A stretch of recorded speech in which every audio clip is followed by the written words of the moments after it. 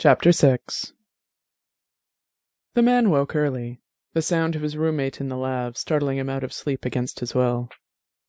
He never bothered to set his system with an alarm, since Jerry was always up early, always in the lab first thing in the morning. He would never have chosen to live with a man like Jerry.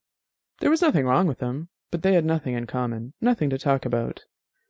At least he didn't get upset or ask any questions when the man was out at night. It could have been worse. After Jerry left for his shift, the man cleaned himself and ate, then walked to the train stop and rode the 40 minutes to the factory. He had forgotten how he'd even gotten this job. This job was like all the others he'd had all his life, something that he just fell into. His jobs were always crummy.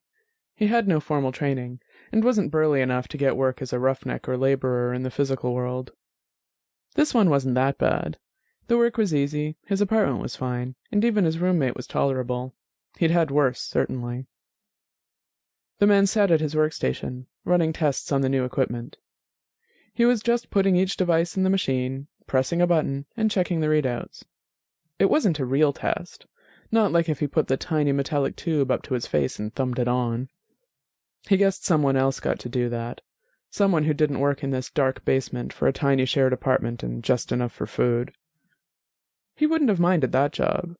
These new joy buzzers were supposed to deliver anything from a mild sense of well-being to orgasmic rapture with just a few milliamps. Better than stims, the marketing people said, though the man didn't believe anything they said. One of the few perks of his job was that he got a good discount, so he'd used joy buzzers plenty, on himself as well as others. The model just before this one was pretty good. The sting didn't last long and the feelings were intense, but he always found the sensation to be more external than he would have liked. It always felt like something was being done to him, which, of course, it was. But with stims, the feeling came from the inside out, as if you made it yourself, as if it were natural. You always knew with the buzzers that it was something that was given to you, and things you were given could be taken away.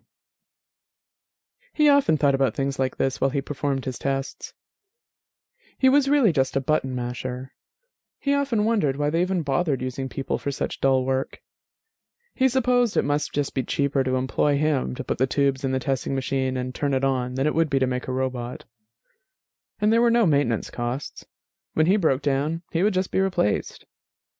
At one time a thought like that would have filled him with a blinding rage. Now it just made him chuckle.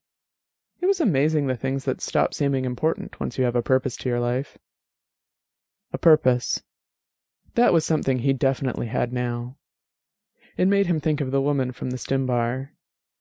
He wished he were with her now, with his knife and his plan, instead of at this workstation, pushing buttons like a drone. He toyed with the small tube in his hand, and wondered how expensive these new buzzers were. The last candidate had had some expensive upgrades that had come out during the process, and the man had managed to sell them at one of those places in Brown Sector. He'd gotten a little cash out of the sale, and he thought he ought to reinvest it. These new buzzers were much less bulky than the one he used now, and they were supposed to give an even greater level of pleasure. He had no desire to cause pain. That wasn't his purpose. After the shift, he would see about getting a new buzzer. He wondered if he could trade in his old model for an even bigger discount.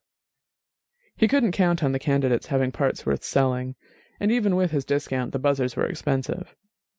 But he was a frugal man, and he didn't need much. A little went a long way with him, and he could probably swing a new tool every once in a while. He was careful with his tools. He would sharpen the knife that evening. He used an old whetstone, and it took a long time to keep the edge right. But it was good work, better than pushing a button all day. And while he honed the edge, he would decide when he would take her, when his work would begin.